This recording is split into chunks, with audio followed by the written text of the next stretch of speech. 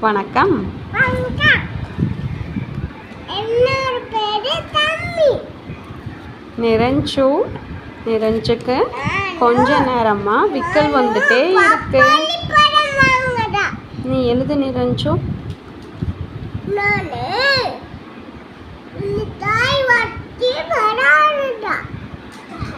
எழுது.